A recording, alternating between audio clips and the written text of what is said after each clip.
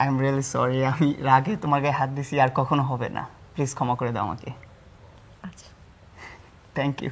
এইটা যেভাবে দিলেন মনে হচ্ছে আপনার ক্লাস 8-এ পড়া বাচ্চারে আপনি ক্ষমা করে দিলেন, কিন্তু সে তো ক্লাস 8-এ পড়া বাচ্চা না, সে আপনার জামাই।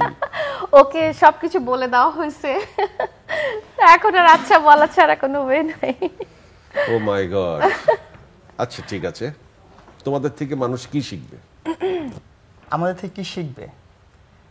আমাদের থেকে মানুষ স্ট্রাগল করাটা শিখবে। ভালো কথা লায়লার মুখে শুনতে চাই। আজকে যেহেতু এই প্রোগ্রামটা ভালোবাসা নিয়েই, তো আমি সবাইকে, আমাদের দর্শক এবং চ্যানেল আইয়ের সমস্ত দর্শক সবাইকে বলতে চাই যে ভালোবাসা জিনিসটা আসলে অনেক বড় একটা ব্যাপার। এখানে ঝড়ঝঞ্ঝাট বা ঝামেলা, প্রতিকূলতা অনেক কিছুই আসবে। আপনি যখন আপনার লক্ষ্যটা স্থির করবেন তখনই আপনি সফল হতে পারবেন। আপনি ডিসাইড করতে হবে যে কোনটা ভালো এবং কোনটা খারাপ।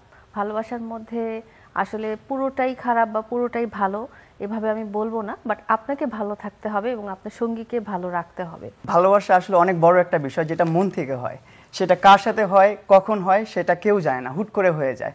সো আমারই তেমন লায়লাকে ভালো লেগে গেছে, ভালোবেসে ফেলেছি। অ্যান্ড আল্লাহ আপনারা দোয়া করবেন যেন আমরা সবসময় একসাথে থাকতে পারি।